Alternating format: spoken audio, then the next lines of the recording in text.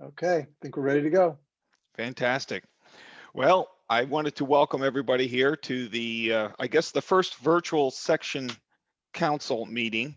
And I'm going down the agenda, and the first thing on the item is to get a roll call. And I'm going to ask Heidi to kind of go down the list, and we'll get a roll call. The Academic Industrial Research Radiation Safety section. We're present. This is Carl Tarantino. Accelerator section. Decommissioning section. Environmental radon section. Amanda here. Homeland Security and Emergency Response section. Brooke here. Instrumentation. Medical health physics. Military health physics. Brian Lemieux, I'm here from medical health physics. Sorry, I didn't unmute in time. And Ray Dealman is supposed to be joining us as well. Okay, military. How about non-ionizing radiation? Yep, you got two of us, myself and Pete Sprenger. Perfect. Power reactor. Women in radiation protection. Present. It's Wendy Cooney. Welcome. Is that it, Heidi? Is that that's the last one, right? That's the last one, yes. Excellent. Well, we have more than half. That's fantastic. So, well, this is the first one of the virtual. Normally we do this during the annual meeting, and I'm glad that we're doing this now because I think yesterday's experience with the chapter council, we've had a little bit more time to kind of share information, and we got some great ideas that we can move forward on that. And I'm hoping we get the same kind of experience here. What I wanted to first say is that, and I'm assuming everybody who has roles in any of these chapters as a chairperson, president, president-elect, or I'm sorry, sections, check your membership, because when we're updating our website, some folks have let their membership lapse and we need them to be HPS members as part of the rules. So that's just a friendly reminder to check that status. I wanted to make a brief announcement about the meeting that we're going to have in Phoenix next summer in July. Right now, that's still on to be in person, but it actually will likely be a hybrid, we hope. We're going to kind of go both ways if we can on that. And then we have our first annual workshop in May that's currently being planned at Clemson. I think it's near the end of May, and the professional development school that will occur a few days right before that is going to focus on internal dosimetry. Another brief announcement I wanted to share with the sections is to start considering awards for folks for your respective sections or for the larger awards for the society as a whole. And let me see, I'm going down my list. I think I've captured just about all the key comments, except a few here that I'm looking on the agenda. For the sections that have to submit the annual reports, just keep doing those. We really do need those as part of our annual meeting for the budget, which we just are finalizing now. And believe it or not, we're probably only about 4 or 5 months away from requesting your annual budget for fiscal year 2022. So these are all just brief reminders on that context. This meeting is intended to be kind of an open discussion where we get to hear from the sections, and then we get to kind of share what we're going to do from the board of directors perspective to make this a more valuable experience for the membership. And one example that I'd like to share now, I'm going to turn it over to Brett, is a new piece of our strategic plan where we have asked the directors to get more in touch with the various sections. So Brett, can you bring up the A3 and the tab associated with our sections? Are you seeing the right screen this time? Yes, we are. Oh, good. On the left, you see all the various sections. And then Go ahead. Oh, I was just gonna say, Heidi, for keeping track, Dan Hayes from non-ionizing joined while we were talking. Okay, good. Column C is the board of director who is being held accountable for at least communicating with your section. And then each month during our calls, we basically report out green, yellow, or red. Now, green just means something is simply that you're communicating and the sections are doing what's expected, and that's great. Yellow might simply mean that, you know, I haven't made any connection yet with the section, and that could be on the board of director. Or it could simply be the board of director has making contact with you and there's no progress, or the section chairmanship are having difficulty in achieving their overall plans and would like further support from headquarters. So it goes both ways on the director and the section. And it's really not to be used as a detrimental, it's more an awareness thing from the board of directors and leadership to say, hey, if we are having some challenges on a particular section, let's invest some time and effort there to get that section back up and running. And if it's resources that we can provide, we will certainly do that. So this tool is now going to be looked at once a month, and it's a simple red, green, and yellow. And our expectations might be that look at your career, look at your section, know who your board of director is. And if you haven't spoken to that individual, they will be reaching out to you, or you're certainly free to reach out to them. So I'm going to leave that up, and I'm going to ask if there's any board of directors at this point who want to speak about this particular aspect, or if there's questions from the section. We should also clarify, John, that this has been in effect for less than 48 hours. So it's just brand new. So don't pay any Correct. attention to the colors at this point. We're just now kicking it off. Yeah. This is just an example of how we are trying to expand our strategic plan to actually do better service for the sections, our chapters, and the membership as a whole. So any thoughts on this from the section chairs? Well, I'm not a section chair, but I will say when we showed the chapter page yesterday, we had some of them in red, and that was actually a reflection of the director hadn't reached out to the chapters, and that director would be me. So this is also to help the director of what we're supposed to be staying on top of. So if you ever see colors that don't look quite right, touch base with your director. That might just be, you two need to talk. Thanks, Kendall.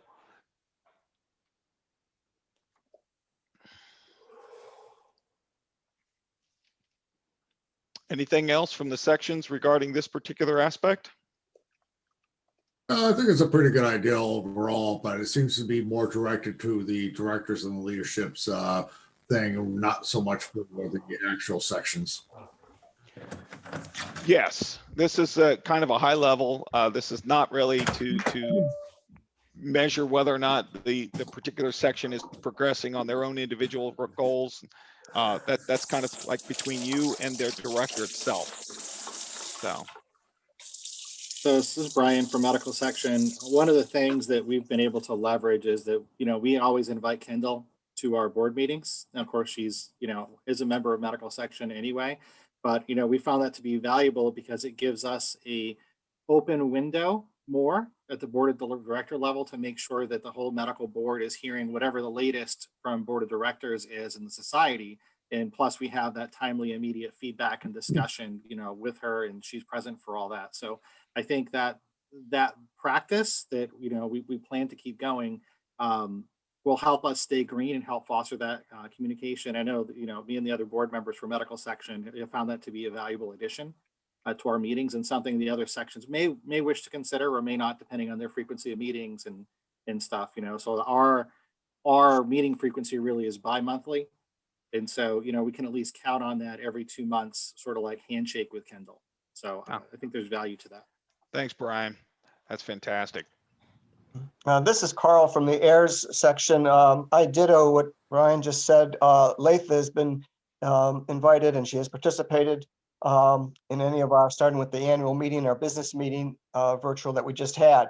And we're planning to do at least a quarterly, getting ready to do a quarterly meeting coming up here shortly, inviting her. And she's been corresponding back and forth with me and other members of the board for our section. So I think this is a very good tool metric, and it does go both ways. So I'm all for it. Great. While we're on this section, I just remembered something about IRPA. There was an announcement I think I needed to make about the IRPA meeting in 2022 in February. Mike Mahaffey is kind of chairing that effort with, I think, Tim Talby and Chris Shaw. And we're going down the whole route of trying to develop that. It's going to be in St. Louis. Along the lines with IRPA as well, many of the folks in the section chairs, I sent out an email earlier this week seeking your section's comments on the second version of IRPA's statement on the R in Alera. So if you did not get something from me, I sent it to AIRS. I think I sent it to Environment and Radon, the Medical Health Physics section, the non-ionizing radiation, no, not NIR, power reactors. Let me know. Or if your section would like to have an input on that statement, which is what does the R and Alera mean? Let me know, because I'm just drafted an announcement that's going to come out in the newsletter seeking all members who have comments. And I'll be coordinating that effort with our Scientific and Public Information Committee. And we have to get our response back to IRPA by the end of January. So you have like a little over a month and a half to put some comments together, work it through your sections. So John, question, can you remind me, when did you send that email? I'm going to check now just to make sure I have it and make sure my section, that we're thinking about that. Thanks, Amanda. I know you weren't on the list because I would remember your name for sure. So Okay. what section are you with again, Amanda? It's Environment and Radon. I did send it, and I'm going to, after this call, I will forward the email that I sent, and you'll see who I had on the list to send to. And that's a really good point. It reminds me that we need to go back through our website to find out, making sure all the section officers are updated, because frankly, that's kind of partially where I work from on that list. Yeah, so John, that's a good point, and we just had a section meeting last night with the officers. We were looking at the website. I think so it sounds like I recommend QA of the website. One thing we found, because we were looking into deadlines for for us, the Ward Wicker Scholarship, there wasn't a good, so Kathy Higley, our board member, she was going in while she was logged on as a member, and she couldn't get to the scholarship application. But when I went in as a non-member, like as just public, I could get to it. So we kind of we're like, well, maybe it's time to kind of take a look and like kick the tires a little bit so that we see that stuff, Okay. You got that, Brett, right? As an action item to kind of reconcile this? Yeah, I would say, Amanda, for you and for anybody else, if you have changes that you need to have made to the web page, you can send them to, so it's not always clear who is going to be responsible for fixing them, right? Because there's different things. There's your website, then there's also the main website. So if you send them to Barbara is your best point of contact. So it's webeic@hps.org, and she'll direct and make sure that it happens, because some of the stuff is structural for the web page and some of it is just posting where Craig can handle it or others. I'm sorry, John. You said WebEAC at what? At hps.org. Okay. And thank you. When there's any doubt on who to send it to, just send it to your board of director. That's one of the things we're trying to do with our strategic plan, is really put that board of director and hold them accountable for helping you on things exactly like this. Right. So, okay. Thank you. Yeah. Yep. I did not receive anything from you to AIRS about this comments on the R in Alera. At least Okay. recently. Yeah, Um, Carl, and I would remember your name if I would have sent it to you as well. So I will follow up with that as well. Thanks, I Carl. I also want to share the positive experience with, we've already posted, updated. One of our goals is to update our website, and we've already made current all of our executive meetings and past meetings, and trying to put more under the, all of the different icons in our website. And Rudy has done the majority of that for us. So if you go to our website right now, what we did at the virtual annual meeting with our special session, which got high accolades, it's out there already. What they put on national, we have it on our own website too. So, Hey, that's great to hear. Kudos for Rudy on that. Thank you.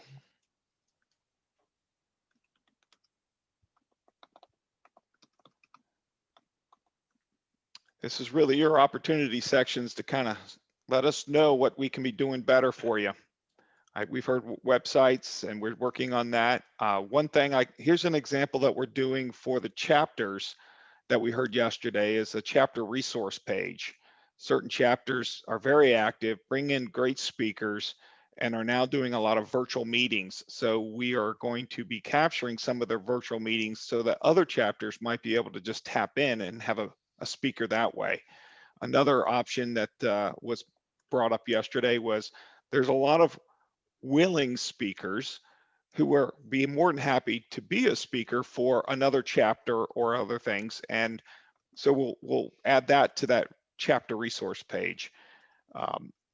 You know, anything that we can do to support our sections, we want to hear it. And this is kind of the time and place. Certainly updating the websites, having meetings like this are great. One thing I am doing, I think, with the board of directors, well, that's just separate with the board of directors, is having our quarterly meeting with just them. So we do meet, by the way, I wanted the sections to know, I meet weekly with Brett and Eric Golden, and we always have a running agenda that we go through. And then of course, the board meets just about every month to go through our strategic plan. So there's lots of discussions that go on. And so hopefully the feedback back to you, you would see a response within at least a month, maybe less than a week for some of your requests or needs for the sections. talking about the chapters, I wanted to bring up the, again, AIRS worked with the Western New York chapter. We have a model in place the last few years of bringing health physics, careers in health physics, and participating at colleges that are under the in the region of that particular local chapter. So, for example, Western New York chapter encompasses Rochester, Syracuse, Buffalo. So we have done it at 2 universities thus far, where we're supporting financially, as well as members of AIRS that live in that particular locale would be participating. So we would like to, our section talked about for 2 other chapters using the model we did for Western New York, to put the word out to those chapters to come to AIRS if they need support or resources. We're fortunate to have a fairly healthy treasury to work with. And that's one of the things that we would like to do more with, expand on what we've done with the Western New York, let the other chapters know that that's another resource avenue for them to come to AIRS for support in promoting health physics in the local colleges, universities in their region. Carl, that's a great one, and I'm really glad you brought that up. And if you're willing to offer any kind of monetary support, you're going to find some people who are going to like to use that. I know, kudos to the NIR section, by the way, for putting out or working with us, the society, on the most recent non-ionizing radiation video. And I know we have a radon video that's just about ready to hit the web. And the third one is, I think it just got announced. I can't remember what it is. T-norm.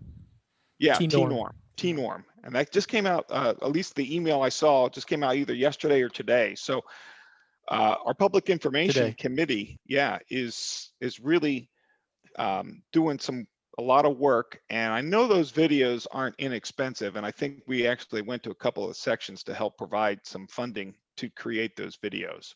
Yes, AIRS was one of them. We gave them a fairly substantial amount of money for that video work, and specifically the non-ionizing video. The chair of that committee came back to us and told us how it was used.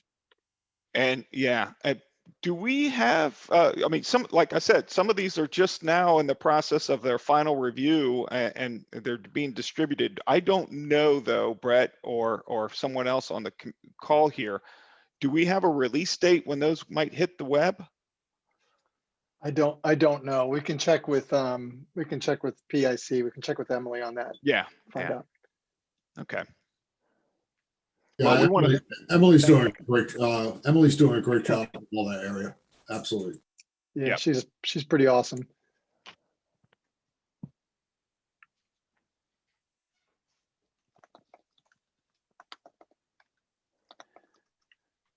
So any other comments from the sections?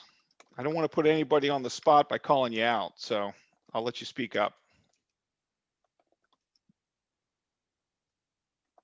Sounds like you're going to have to call somebody out. I have a question before I'm going to have to leave in a couple of minutes, but Yes. you know, I know we're preparing for whatever's going to happen in the next year, and there's a few things like with my section that we're looking at. So one is we have people in mind to nominate for like the Morgan lectureship. Who last year, I think it was Nolan Hartland Hartel Yeah. Yep. that we sent it to. Do we have like guidance this year, who to send it to, what, when, and, you know? Yeah, so there's a couple things going on here. So there's awards and then there's awards. I know that sounds ridiculous, right? So there's awards like, you know, someone becoming a fellow or receiving one of the other awards. And then there's the lecture series ones. So the lecture series, like the Morgan or the Landauer or the Moeller, those tend to go through program and president or president-elect because they end up being speakers at the meeting and things like that. So, Right. so you are welcome to send those to Tim and to Eric and John. If you don't know who to send something to, you're always welcome to send it to me as well. So, Or your board of director. Okay. or through your board of director. That's right. That's right. Yeah.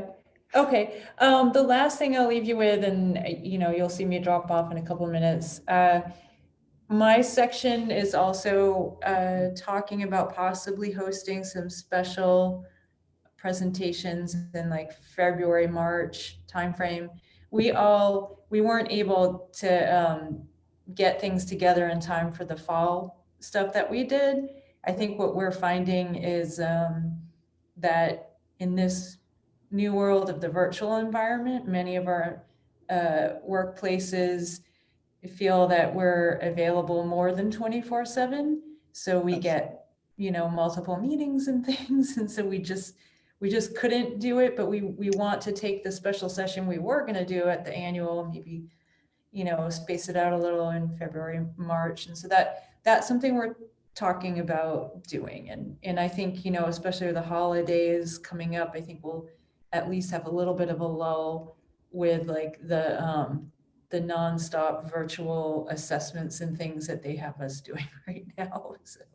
Yeah. So reach out to your board member also about this, but we're at the office, we're very willing and capable and all of that of providing the platform and back end for it. Yeah.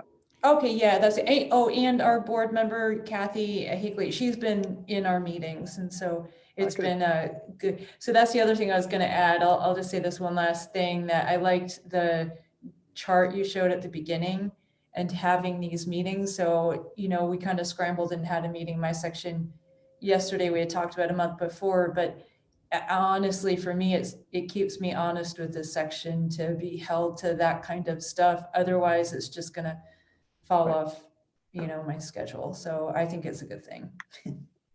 I would also add that if you, in planning your session, if you are, find yourself at the first of the year and you guys aren't as far as you wanted, there will be a call for papers that will be coming out for the annual meeting.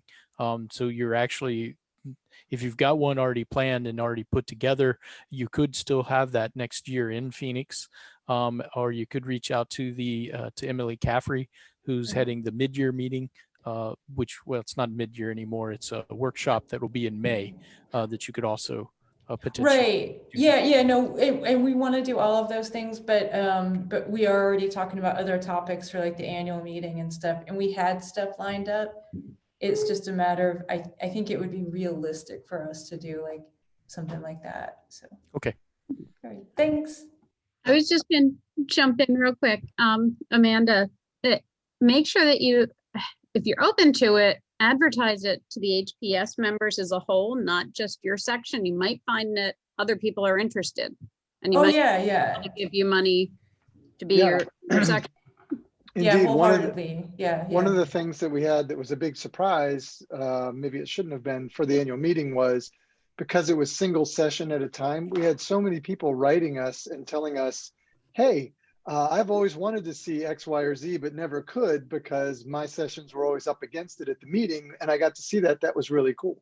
So yeah, no, we like that idea. And with that, I hate to leave, but we've got another meeting on the West Coast we have to do. So bye, Thanks, everyone. Amanda. Thanks. Bye-bye.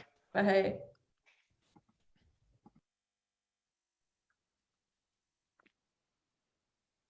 Okay.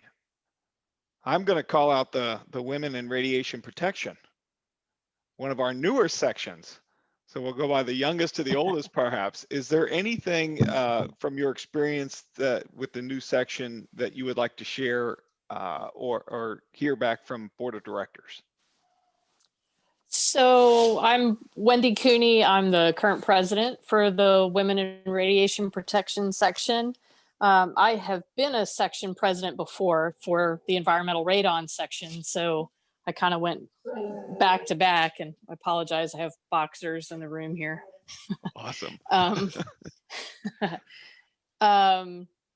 So it's our section for sure. We had kind of an interactive session planned for the annual meeting, and it was kind of disappointing that we weren't able to do that with the group, because obviously our section, kind of the focus is really on kind of professional development, networking, those types of things, kind of focusing on women in radiation protection.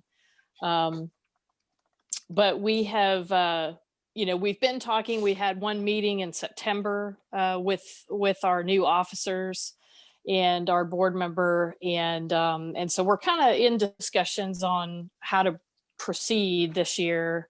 And I need to schedule us another meeting in December to kind of really start to lay things out for exactly what you're talking about. Kind of how do we get our section members engaged? And how do we let our younger members know that we want them to be engaged and they don't have to solely be on the board or an officer of the section to do that.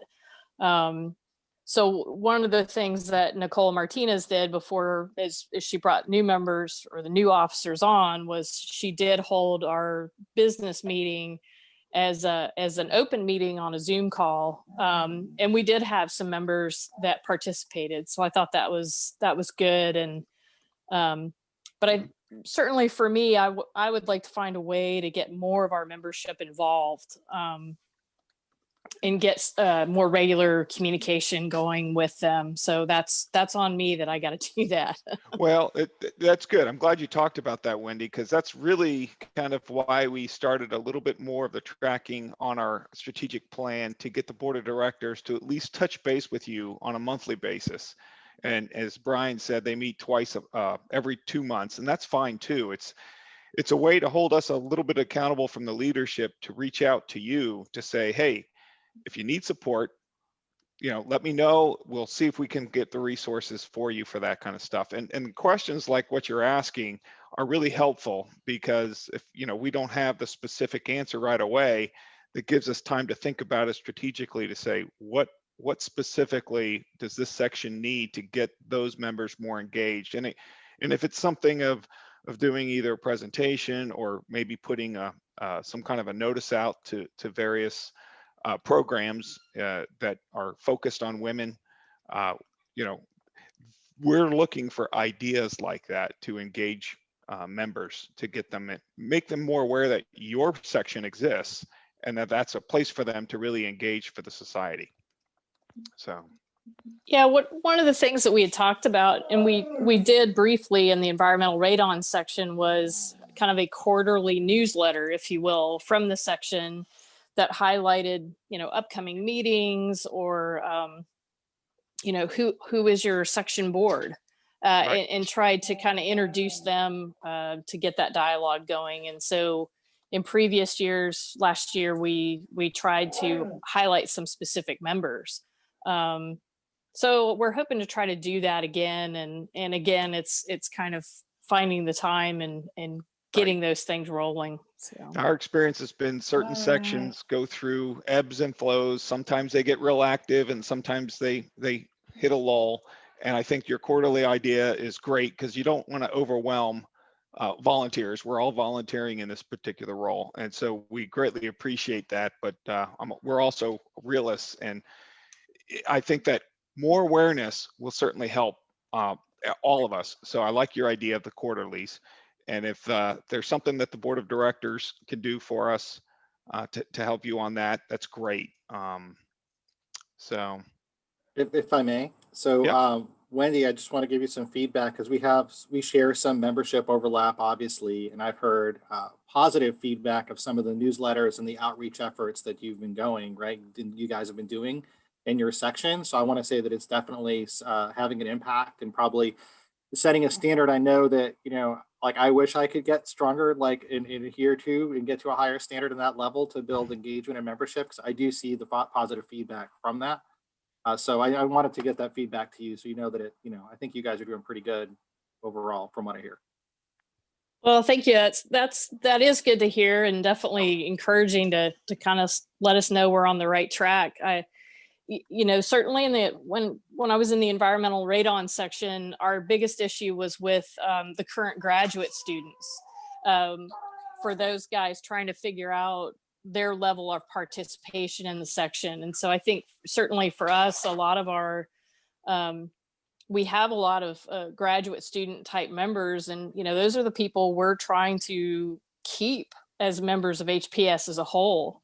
And so that's a big push, I think, of trying to network with them, get them to know people, get them to see what different careers look like, what they feel like, and just trying to get them engaged so they'll want to come back. So that's I hope we can continue to do that. And we're already kind of looking ahead for the annual meeting for our next, trying to keep our same interactive session that we had planned for the meeting in Arizona.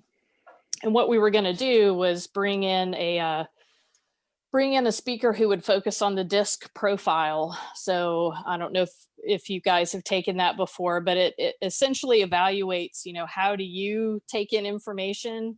How does maybe somebody else on your respective team, how do they like to communicate or be communicated to? And so you kind of learn a little bit about how information gets passed and how people perceive it and take it in. And that was just going to be kind of a way for us to learn about ourselves, maybe B, about the people at our table, but then do some networking at the same time. So that's kind of what we're still trying to do for the next annual meeting. But obviously we've got to have a plan B in case it needs to be a virtual type scenario again. So I'm going to be working with that potential guest speaker as to how we might still be able to do something if it's a virtual platform. So we're trying. Great. Thanks, Wendy. That's awesome. I'm going to call out Fred for the NIR section, since you guys did such a great job with that first video that's about ready to hit. Any thoughts? The good news is we really haven't done a lot with that video. I mean, we provided some input, but a lot of that came from the Comark group, and Don Hayes could talk to that a little bit more. But overall, yeah, we've been doing pretty good for engagement. And just to let everybody know, we've always invited one of the board members. John, I think you being one of the earlier ones on a regular basis, you've been showing up. Your predecessor really had it, but Tim is following suit and has been showing up to all of our executive committee meetings, which are on the average monthly. Is what we've been running. Just to give you all a viewpoint of some of the things we do send up kind of like a news update, and we send it out kind of as needed. And probably in the last year, we did maybe about 4 or 5 of those, or 6, something like that. So we do try to keep that as part of our way of engaging our membership. Our big action item, amongst other things in life, is upgrading our website. So that's one of the things we've been working on for a while. We talked about it. The hardest part is trying to find, people to write content. So we've been kind of sort of begging our membership to say, hey, anybody interested in, helping coordinate part of this? And that's probably been the hardest because it does require work. And, that's, as a volunteer organization, as John mentioned, it's sometimes tough. So eventually it falls down to 1 or 2 people. And that's probably where we're going to end up. Yeah, I think, Fred, that's a good point. And obviously, I know Tim is your board of directors. So Tim, I'll let you speak up if you want. But yeah, if you guys are looking for folks to still help with that, I know you guys are all the experts and you have your own little network that you can work within. But sometimes if we put the call out to a wider audience, we might find some folks who want to get further engaged and might be able to help us, because we do have a marketing aspect of it. And with what you guys do and the 5Gs and the cell phone, I mean, that is really a big issue out there in the public right now. And I mean, it's going to be the forefront for so many people.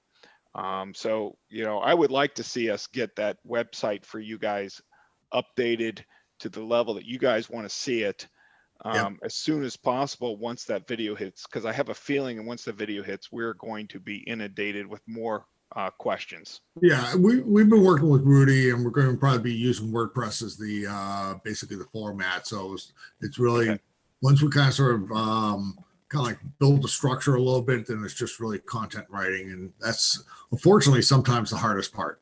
Right. Okay. Thanks, Fred. Don, did you want to add anything to that?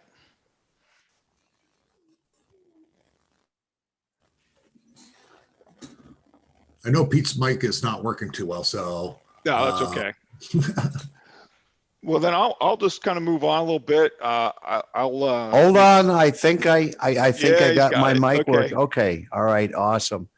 So in the non-ionizing side, I believe a lot of that video has to do with Ken Foster and his unwavering desire to communicate to every single person in the world, I think. Yeah, talk about being pro. Yeah, I mean, the guy is just unstoppable in his desire to get proper, current, and up-to-date scientific information at whatever level the audience can bear, and then a little extra. But yeah, a lot of that has to do with Ken, and Ken is of course a member of Comar, and he's also a member of the HPS, as I recall. So along with that, we're just trying to keep up with Fred. Fred has this desire to dig and uncover things. And so a lot of with what we've been doing as a section, Fred has been unearthing some of our skeletons, and we're in the process of getting those fixed. And so I believe it's a big step forward. Excellent. Thanks, Don. And Fred. You're welcome.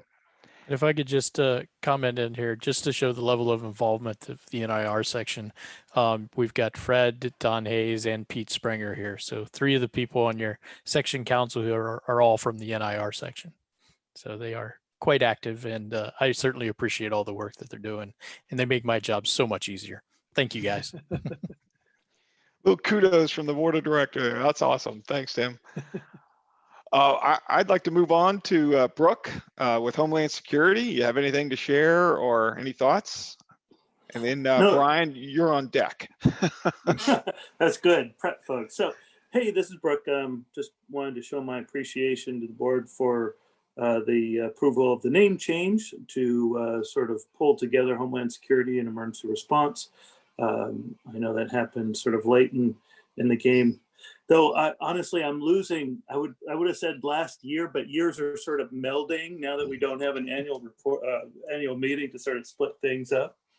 But I think we're all struggling with ways of keeping our sections engaged in COVID times.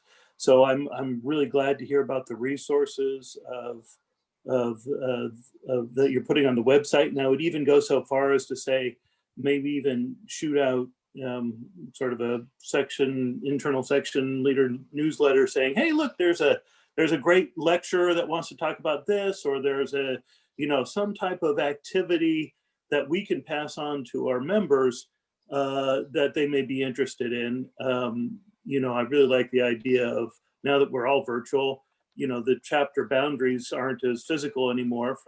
Right. These virtual lectures or speakers sound like a really great opportunity for us to keep the membership engaged. Excellent. I agree. Totally agree with that. I think that the COVID or just the virtual world has introduced all kinds of new things that I never even thought of, but ripping down those boundaries and allowing folks, and I'll just do a quick plug on that since you brought that up, is I know that Colorado State University, I just spoke with Tom Johnson there last night. He's more than willing. He has a seminar for the students, but he opens that up. And tomorrow's speaker is going to talk about ruthenium 106 that's being used to protect African rhinos because they inject their horns with that particular isotope. It's really interesting on that. And then December 14th and or December 3rd and December 10th, he's got some folks from Fukushima going to be talking there. And these folks are in Japan. So those talks are going to be at 6 o'clock at night, Mountain Time. And Baltimore, we heard yesterday, has speakers from all around the world as well. So this virtual opportunity, Brooke, is really kind of opening up. And we're going to try to get ahead of this with that chapter where all you need to do is click a link and then it'll go to the organizer and they'll give you access to that particular presentation. So we're hearing that and we're already working on that, and it hasn't even been 24 hours yet. So excellent. And just those two lectures you mentioned, if there was interest in particular in our section in sending out the Fukushima lecture, where would I find that information and how can I will email it directly to you at this point, but I was exchanging emails with Barbara Hamrick, and they need a little time to kind of set up the website because literally we're talking about something that's hours old. So Okay. I will what I'm going to do is share the information, which actually has the links in it, but I'm going to ask that you contact, and I will CC Tom Johnson on that directly. Yeah. Okay. Because all Tom really wants to know, and he's not going to say no to anybody because he said, yeah, have at it. He has to just basically admit you. And that, Okay. and he didn't necessarily want the Zoom link to go out to the world. That's why, because he can only allow up to 300 people in his Zoom meetings. Okay. But tomorrow's, by the way, is really interesting, and that's at 2 o'clock Eastern time. But the other two in December are at 6 o'clock at night, which I think is super early in the morning in Japan. Mm-hmm. So well, that's actually better for a lot of folks, just because yeah, it's both me and Bill Irwin, the section president-elect, are still working a lot of hours. Bill in particular as a hazmat responder as well as public health person in his state. It's amazing. You'd think that we'd actually have a little bit more time to work on fun stuff like this, but Yeah. not as much. Yeah. Well, I just wrote an action item to send you that link. Great, thank you. But eventually, hopefully in the next month or so, we will have ourselves a website where this type of virtual speakers that are the result of either a chapter or section. If you guys bring in a speaker and you want to advertise it and have other people call in, that might be the place to put it. So Perfect. Thanks. So Brian, any news to share? Okay, so we've been a bunch of busy bees in medical section at the board level. Of course, COVID hit, right? Which threw us all for a loop in our daily operations. And so one of the things we did is we all started getting some, early thought experiments on PPE decontamination and disinfection. And so we did get some, actually Kendall was one of the primary authors on some of the timely stuff we sent out, looking at some early publications and possible applicability of sort of gamma irradiation for PPE sterilization and UV stuff. And so, we did put that out together. We got it out to our membership. Some of the cross membership with AAPM got their hands on it, and AAPM asked us to basically crib our work and then post it out to all their members on their COVID website.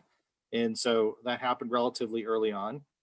And we did send follow-up communication based on some of our operational experience with UV sources and sort of looking at UV outputs and some of the things that one might need to do for personal protection, like where our medical RSOs that may not dip their toes in sort of these non-ionizing sources, where they can find some basic information that's relevant from things like ICNIRP and stuff like that for exposure evaluation and things like that. So we did share those resources as well. And so the other big thing that's been happening is there's been some regulatory stuff in the NRC space, and certainly in the past several years, we've been very active with Government Relations Committee on preparing position statements and responses to some of the changes in the regulatory space and the proposed regulatory space. For example, with the proposed changes to that would radically change the patient release rule for when radioactive patients can be released from medical confinement and things like that. We're very active in that, and then contentiously so active with the latest move from petitioners want to include extravasated radiopharmaceuticals as part of the medical event umbrella. So that's been a thing that we've worked with government relations and certainly with Eric on and stuff like that. So there's been a lot of those types of things going on. That's fantastic. Very active with. Yeah, not just out of it. So it's very, a lot of these things are very much in our self-interest, right? Like, as some of these things would have radical impacts on healthcare in the medical use of radiation, like the patient release rule change would have potentially forced the majority of patients who are treated outpatient to go back to medical confinement for several days. Okay, and the healthcare system doesn't have the capacity or the shielded rooms or the infrastructure to do that anymore, because we haven't done it routinely in 20 something years, right? Like the infrastructure doesn't exist. So I'm curious, can you give us a 20-second summary of what the dose so the current release limits criteria are now and what they wanted them to be?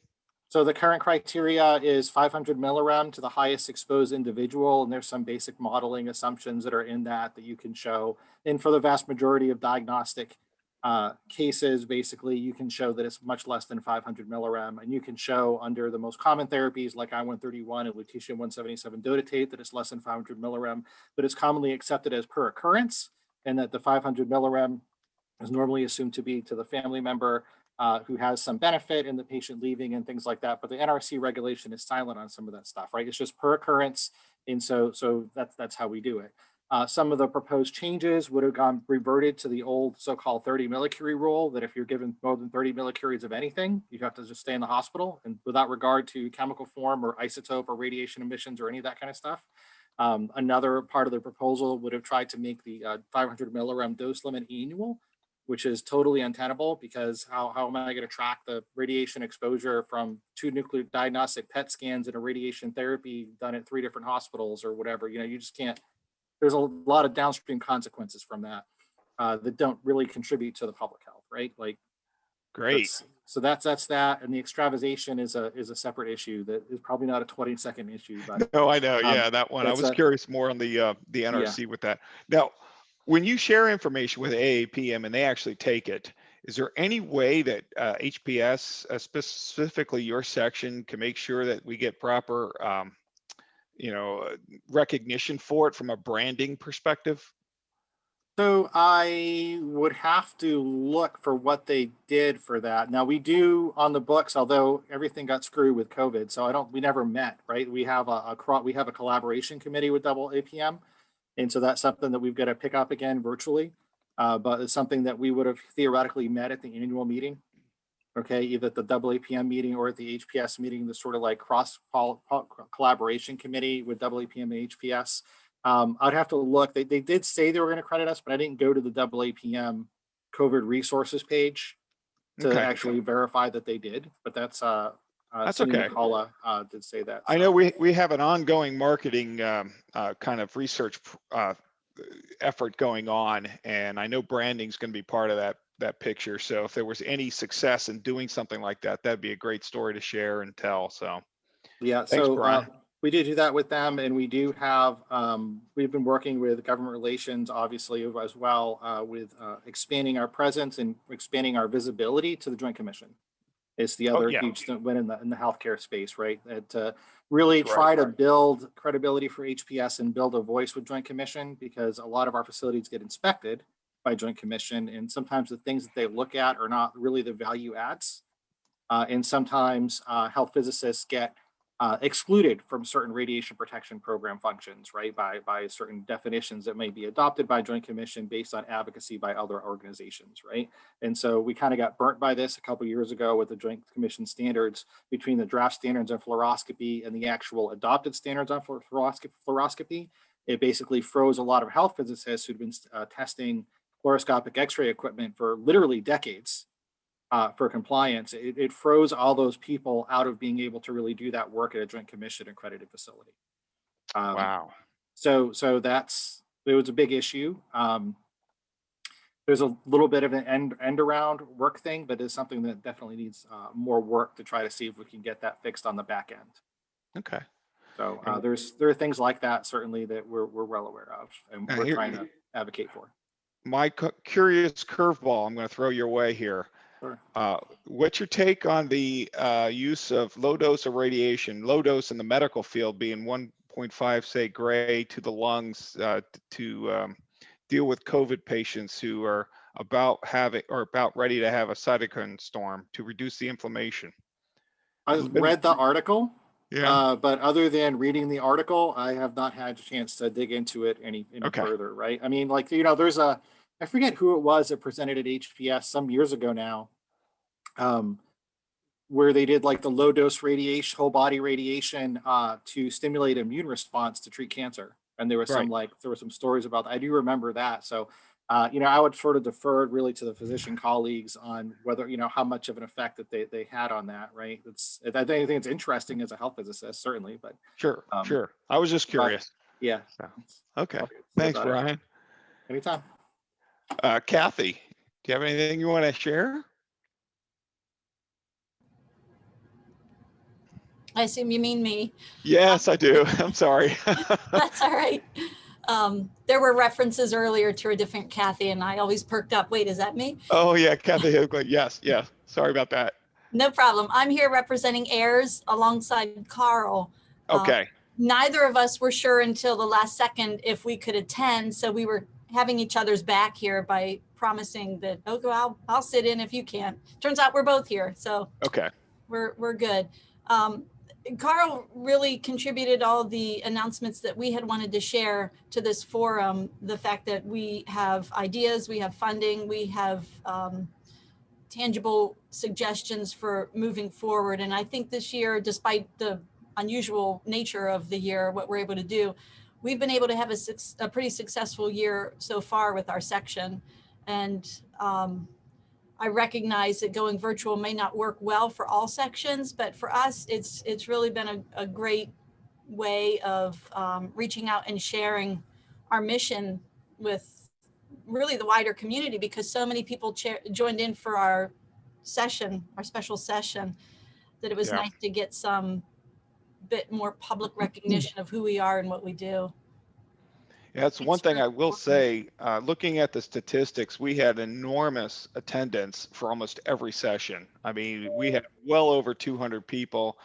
And correct me if I'm wrong, Brett, but I think the non-ionizing radiation section had the largest attendance this year in terms of the Yeah. medical world.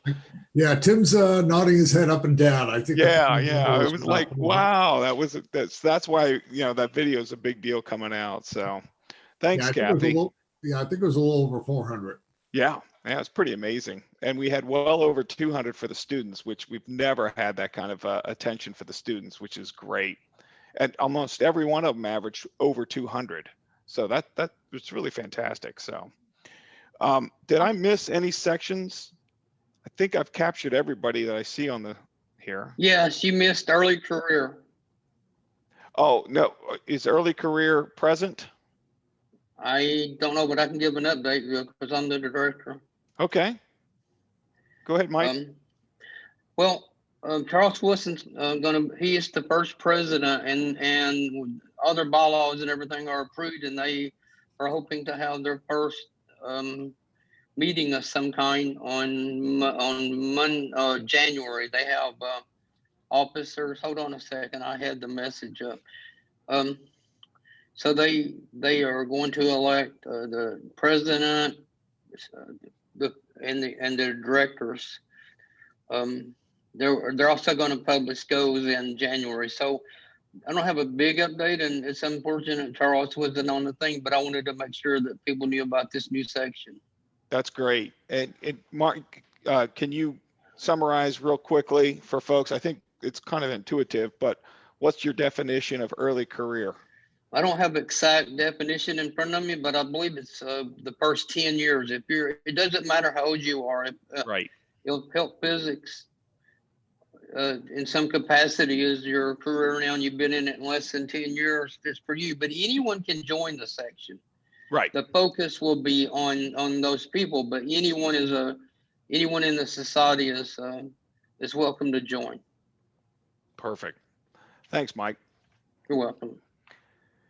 Well, we've reached about an hour here. Is there any other closing comments from the board of directors?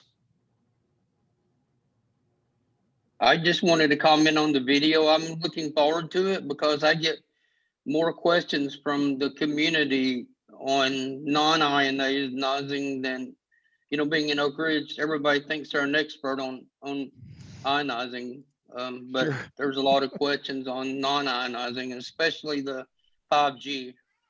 Yep. You're going to love that video. One thing I would add, John, just to give you an update a little bit on the power reactor section. They too generally try to meet monthly, and they are kind of changing their schedule. They have a rolling standing meeting, and it's typically 2 out of every 3 months they end up meeting, and then they have to cancel one of them. But they are meeting more often than every other month, but not quite monthly. But they are doing a good job of staying up and a very viable section as well. Great. Yeah. And Tim, could you just verify with them at somewhere down the road, because the power reactor section was on my list that I sent information to for this ERPA.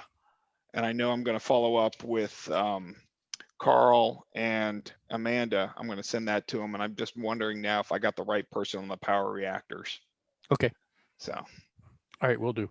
Thank you. Okay. Yeah. Anybody else? Any other board of directors comments? I'll just say that the military section, very active. I'm kind of surprised that nobody's here actually. I get weekly emails from them. There's a lot of correspondence, a lot of discussion right now going on about who they're going to nominate for awards.